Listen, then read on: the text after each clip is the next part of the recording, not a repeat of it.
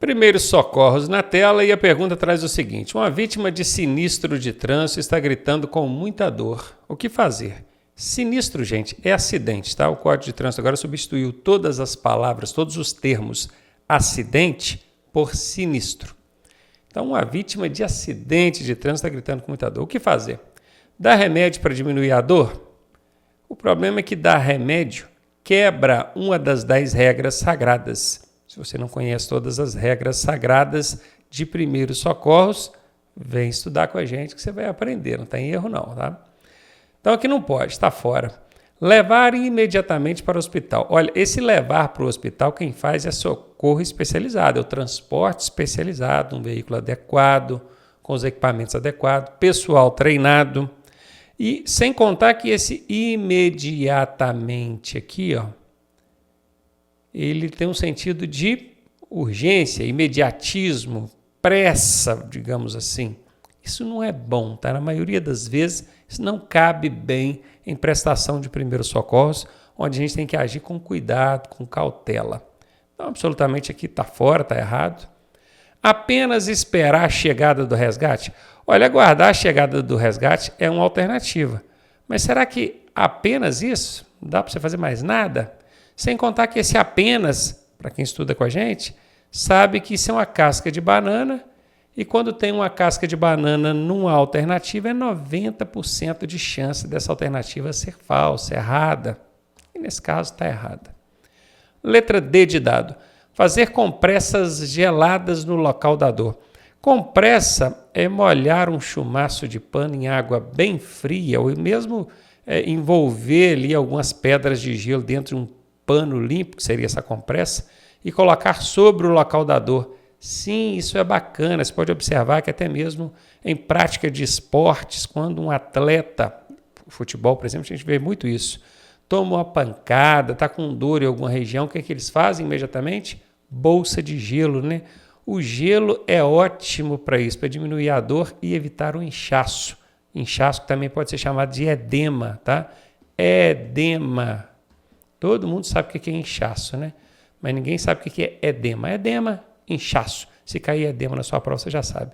Gelo é ótimo para isso. Evitar o edema e reduzir a dor aí.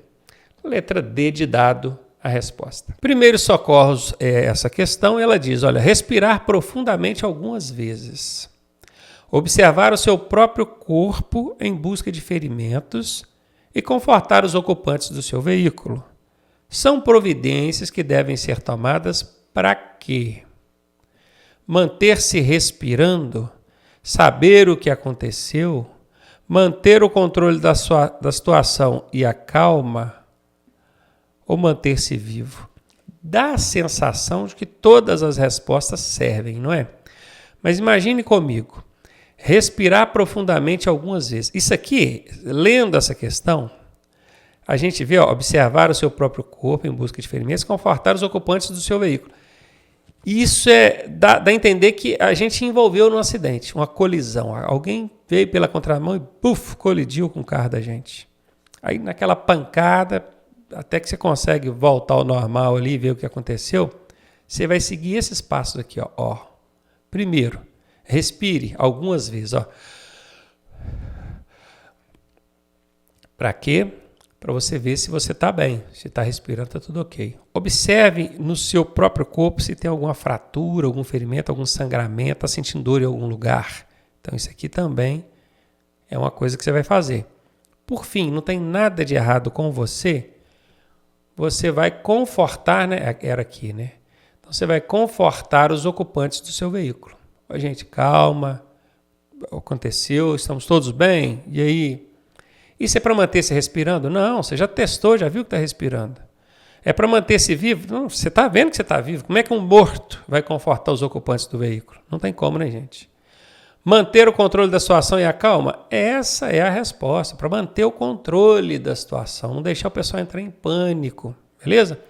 Para saber o que aconteceu, quando você faz esses procedimentos que você já está vendo, e muitas vezes você não sabe exatamente o que aconteceu, né? Então, se no final você ficou entre B e C, não tenha dúvida, essa aqui é que mais se aproxima do que a questão está pedindo, manter o controle da situação e a calma. Letra C, a resposta. Questão de mecânica, e ela nos traz o seguinte: a verificação de eventual complementação do nível de água do radiador deve ser feita idealmente em qualquer hora do dia? Não, gente. A verificação do nível de água, que está falando nível, né? A quantidade de água que tem ali dentro do radiador ou do reservatório do radiador, porque tem alguns veículos que essa água é controlada fora do radiador, ela precisa ser feita com motor frio. Motor frio. Se você tem ali o sistema de arrefecimento, já funcionou o motor, ele já está ali 1 hora, 2 circulando, essa água está quente, quase fervendo ali dentro das mangueiras, dentro do sistema de arrefecimento, e com pressão, ela tem pressão. Você vai lá e tira aquela tampinha dali para verificar isso no radiador, né? Para onde tem o reservatório, a incidência de pressão ali é menor. Se você tira aquela tampinha ali, há o risco, inclusive, daquilo espirrar em você e te queimar. Já vi muitos acidentes acontecerem assim. Então, em qualquer hora do dia, até poderia ser, desde que você não estivesse funcionando o veículo. Vamos supor que seu veículo está na garagem lá o dia inteiro. Aí eu cheguei lá meio-dia e vou ver ali o nível de água. Aí tudo bem. Mas vamos supor que você já circulou com o veículo, né? Então, aqui ficou um meio certo, tá? Não ficou aquela coisa linda, não, porque quando fala qualquer hora do dia, sem contar que o qualquer é uma casca de banana.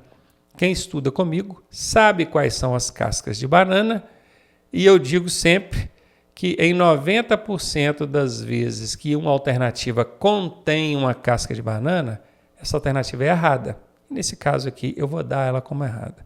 Primeiro porque eu já tinha analisado ela aqui como meio certa. E agora esse qualquer aqui, que é uma casca de banana, estou fora. Com motor quente? Não. Com motor frio? Ok. No final da sua jornada diária, é aquele lance, o veículo funcionou o dia inteiro, está quente, você vai fazer isso agora? Não. Se fosse no início, né? Aqui não. Se fosse no início da jornada diária, tudo bem. E se vocês prestarem bem atenção aqui, ainda dá para aplicar um macete nessa questão. É o macete das alternativas brigonas. Brigonas. O que são alternativas brigonas? É uma alternativa brigando com a outra. Tá? Se eu tivesse identificado essas alternativas brigonas aqui, ó, na B e na C, eu não teria nem perdido tempo com a A e com a D. E você pode usar esse macete na sua prova. Guarda isso, alternativas brigonas. Uma está falando que é com motor quente, a outra está falando que é com motor frio. Está uma brigando com a outra. E aí? É quente ou é frio? Quando acontece isso, gente, uma brigando com a outra, uma das duas tem que ser a resposta. Isso é um macetaço, tá, que eu desenvolvi, um dos macetes que a gente ensina no nosso curso e que você pode usar. Uma das duas tem que ser a resposta. Então não poderia ser a letra A nem a letra D, porque uma das duas brigonas é a que está falando a verdade. Nesse caso aqui, é a letra C. E aí, tá gostando da aula? Eu sou o professor Ronaldo Cardoso e tenho o caminho das pedras para você chegar à sua aprovação da forma mais suave possível. Se você fizer exatamente o que eu te pedi, eu garanto que você passa. Clique aqui no primeiro link da descrição e vem ser aprovado com a gente. Questão sobre infrações e penalidades. O pagamento da multa poderá ser efetuado até a data do vencimento expressa na notificação por... Esse por é por quanto? Quanto do valor dessa multa que eu vou pagar? Vencimento expressa na notificação. Notificação é aquele boleto da multa ali, né? Expressa quer dizer que consta lá no boleto. Lá tem uma data de vencimento, não tem? Se você pagar até aquela data, até no dia do vencimento, você vai pagar apenas 80% do valor da multa. Preste atenção. Tem vezes que o Detran inverte essa pergunta. Ao invés dele perguntar quanto que você vai pagar dessa multa, olha, o pagamento poderá ser efetuado até a data do vencimento da expressa notificação por quanto? Quanto que você vai pagar dessa multa? Você vai pagar 80% da multa. Vamos dar um exemplo. Se a multa for R$100, você vai pagar apenas 80% dela, então você vai pagar R$80. Só que o Detran pode inverter e colocar assim: se você pagar até o vencimento, você terá um desconto de quanto? o desconto é de quanto, hein? Me ajuda aqui na matemática. Se você está pagando 80% do valor da multa, qual foi o tamanho do desconto? O desconto foi 20%. Então, presta atenção, porque se na pergunta estiver perguntando o valor do desconto, é 20%. Agora não está falando nada de desconto aqui, só está falando quanto que você vai pagar dessa multa. 80%. E ainda tem uma última coisa que você precisa prestar atenção. Existe uma situação em que, ao invés de pagar 80%, você vai pagar só 60% do valor da multa. Que situação é essa? É quando você paga até o vencimento e abre mão de recorrer. Porque você tem o direito a se defender. Não, não fiz isso não, coisa e tal. Em vez de você ficar se defendendo, recorrendo contra o órgão de trânsito ali, você vai chegar e vai admitir. Não, beleza, eu fiz isso mesmo, não vou recorrer, não vou me defender. Então, por poupar o órgão de trânsito de ter o trabalho de abrir um processo administrativo para julgar esse recurso, ele acaba te dando um desconto a mais. Beleza? Veja que aqui na questão não falou nada de abrir mão de recurso, defesa, nada disso. Só falou, apagou teu vencimento, 80% que você vai pagar, um desconto de 20%. Né? Agora, abriu mão do recurso, reconheceu o que fez, beleza? 60% é o valor que você vai pagar da multa. Nesse caso, o desconto seria de 40%. Infrações e penalidades. E a questão diz o seguinte, as penalidades atribuídas pelos crimes, veja que aqui não está falando de infração de trânsito, que dá multinha para você pagar, não. Está falando de crime, você vai na frente do juiz, pode dar até cadeia. Então, as penalidades atribuídas pelos crimes cometidos na direção de veículo automotor não são agravadas quando o condutor dirigir. O que acontece? Quando você comete crimes na direção do veículo, tem vários, tá, gente? Homicídio culposo, lesão corporal culposa, dirigir embriagado, isso são crimes. Né? Dirigir sem habilitação, oferecendo perigo para o trânsito, entregar a direção do seu veículo a uma pessoa que não tem habilitação, tudo isso é crime. Além da infração, que você toma a multa lá, você responde também por crime, você vai parar lá no fórum. E esses crimes, eles são agravados em 7 circunstâncias. Tem 7 situações que agravam a situação desses crimes. O juiz, na hora de dar a pena, ele pode aumentar essa pena por conta desses agravantes. 3 estão aqui na tela, que é sem possuir habilitação. Isso aqui é um motivo de agravante, tá? Vou até colocar aqui, ok. Utilizando veículos sem placas, isso também é um motivo de agravante. Com habilitação de categoria diferente, isso também é um agravante. E tem mais 4, que é sobre a faixa de pedestres. Se você praticar esse crime sobre a faixa de pedestres, é um agravante. Se você praticar isso em veículo com as suas características alteradas, você mexeu ali na suspensão do carro, alterou e aquilo fez você perder o controle, atropelou alguém, tá vendo? Você mexeu na característica do veículo. 2. Quando a sua profissão exigir um cuidado especial, é o caso de motorista de transporte coletivo de passageiros, né, motorista de ônibus, ou quando esse crime envolver dano potencial para pessoas, no plural. Se for uma pessoa só, não é motivo de agravo. Mas se for 2 ou mais pessoas, que é no plural, também é motivo de agravo. Então, são essas 4 que eu citei aqui, mas as 3 que estão na tela são as 7 situações que agravam os crimes. Só que aqui, a questão está querendo saber qual que não é motivo de agravo. E é justamente a letra D. Se a sua habilitação tiver vencida há mais de 30 dias, é só infração de trânsito, gravíssima, tá? Não é nem só que eu falo, é porque não é crime. Não é crime, é só infração. Gravíssima. Vai dar multa, o veículo fica retido, mas crime não é. Tá? Dirigir com habilitação vencida há mais de 30 dias não é crime. Inclusive, guarde isso. O crime ele tem agravante relacionado à habilitação quando você não tem habilitação ou quando a habilitação é de categoria diferente, que é o que está aqui na letra A e na letra C.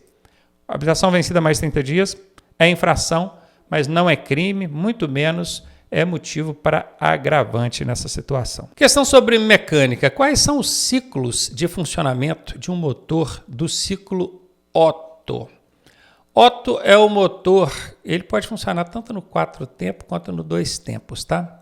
Mas vamos falar aqui do de 4 tempos.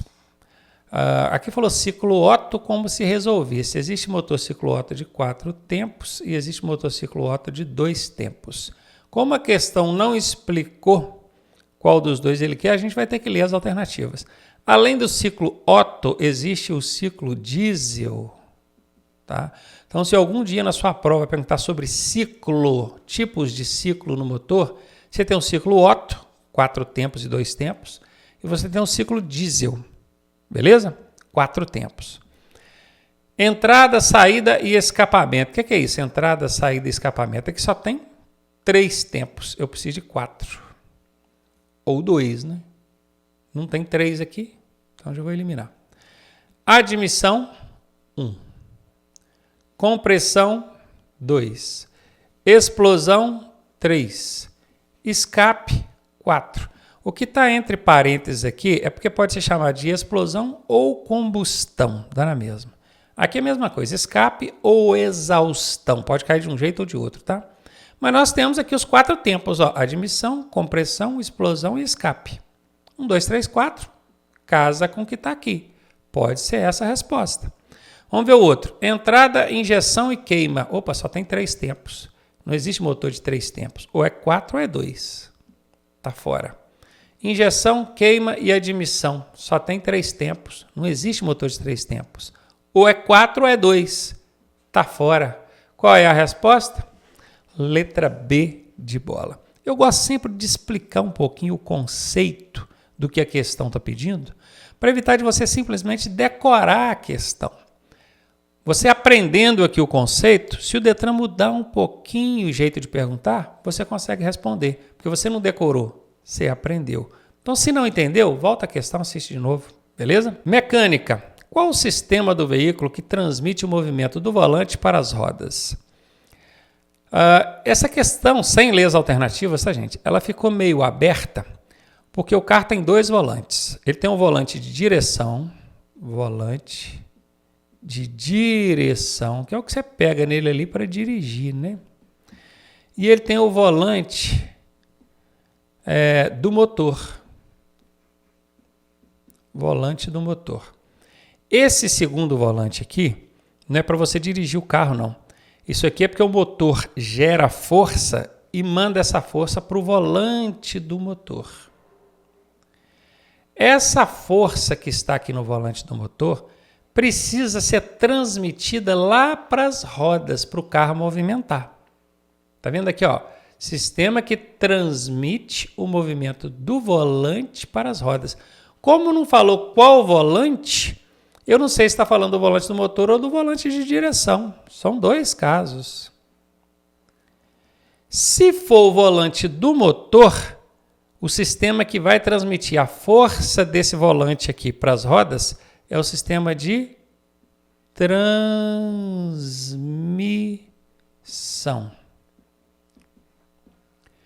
Agora, se for o volante de direção, o sistema que vai transferir aqui o movimento do volante, no caso o volante que você está pegando para dirigir, até as rodas, é o sistema de direção. Direção nós já achamos aqui. Tem transmissão? Não tem. Tem ignição, arrefecimento e rodízio. Então não tem jeito, né? Eu falei que ou é transmissão ou é direção. Como só tem direção, a resposta é essa. Eu expliquei isso tudo aqui para vocês porque o Detran colocou aqui, mas esqueceu de explicar que volante é esse. É o volante de direção ou é o volante do motor? Vai que aqui na letra A tivesse transmissão, sistema de transmissão. Aí a questão ia ficar sem resposta. Aliás, ele ia ter 2 respostas, né? Porque se a gente considera que esse volante aqui é o de direção, a resposta seria D. Mas se a gente considera que esse volante aqui é o de transmissão, a resposta seria A, porque aqui estaria sistema de transmissão.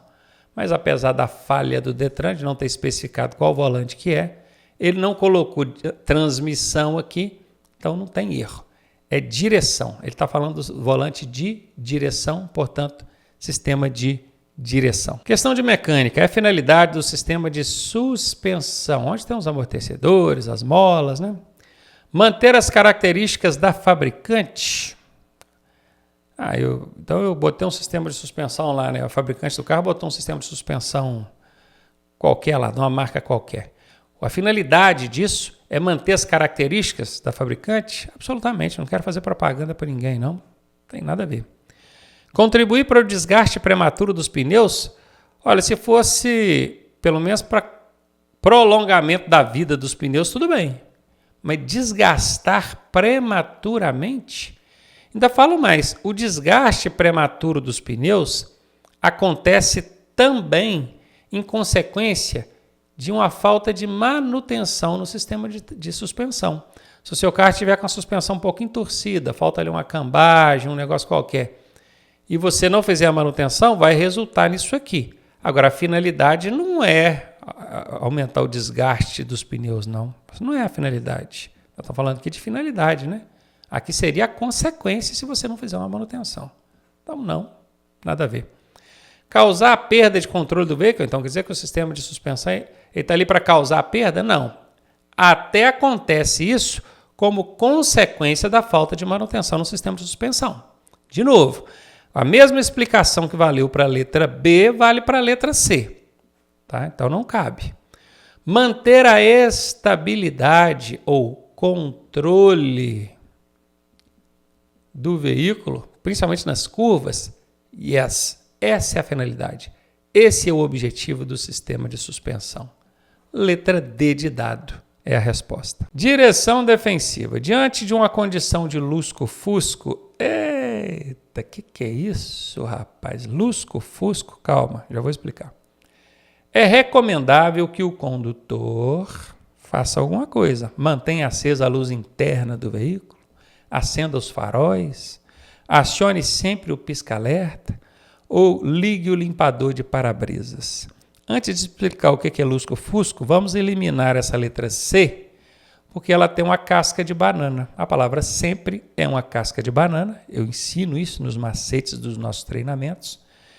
E eu digo que quando tem casca de banana na alternativa, é 90% de chance dessa alternativa ser falsa. E nesse caso ela é falsa, tá? Já eliminei. Se eu tivesse que chutar aqui, ó, mesmo sem saber o que é lusco-fusco, essa aqui eu já não ia marcar ela. Nessa aqui eu não errava. Eu já ia chutar entre 3 só. Beleza? O lusco-fusco, também chamado de crepúsculo. Agora ajudou. Agora você entendeu o que é, né? Não, né? Pois é. Então o Detran adora essas coisas. Daí coloca lá lusco-fusco, crepúsculo, para arrebentar com você. Vamos falar uma linguagem popular. Lusco-fusco, crepúsculo, é aquela transição do dia para a noite, é o cair da noite. Né? Está ali próximo das 18 horas, 6 da tarde, né? Começa a escurecer e aí você já não tem mais aquela claridade do dia, fica com a visão ali meio mais ou menos, não está enxergando tão bem. Nesse caso, o que você precisa fazer é isso aqui, ó, acender os faróis. Lembrando que esse lusco-fusco também pode ser o oposto, que é a transição da noite para o dia. Só que nesse caso você não vai nem acender os faróis, você vai manter aceso, né? Porque ainda está de noite. 5 da manhã, 5h30, tá para clarear ali, mantém os faróis acesos. Até clarear totalmente. Clareou totalmente, você pode desligar os faróis, a menos que você esteja dirigindo em rodovia de pista simples, porque aí você tem que manter o farol ligado o tempo todo, independentemente de qualquer condição. Letra B de bola foi para conta. Direção defensiva. O procedimento correto do motociclista durante uma curva aí tem uns 3 pontinhos, é porque é o quê? É acelerar forte. Olha, ele acelerar dentro da curva, gradativamente ou de forma moderada é até bom. Agora, forte não, né? Mas você está caçando confusão. Você entrar numa curva e acelerar forte dentro da curva. Não, né, gente? Não faz sentido. Reduzir a velocidade antes da curva, que está falando durante. Durante a curva, não. Antes da curva, reduz a velocidade. Utilizando a embreagem, vou puxar a embreagem. Onde é que a gente usa a embreagem para reduzir a velocidade? A gente usa para reduzir a marcha. Nada a ver isso aqui, né? Manter a aceleração constante. Opa, entrei ali naquela velocidade, mantenho ela. Não utilizando a embreagem. Ah, agora faz sentido. Falando para não usar a embreagem. Aqui está ok. Aqui também está ok. Certamente vai ser essa a resposta. Frear bruscamente para diminuir a velocidade. Dentro da curva você vai frear bruscamente? À toa? Você está louco. Essa aqui é aquela absurda, né? Que a gente já chega eliminando. Letra C é a resposta.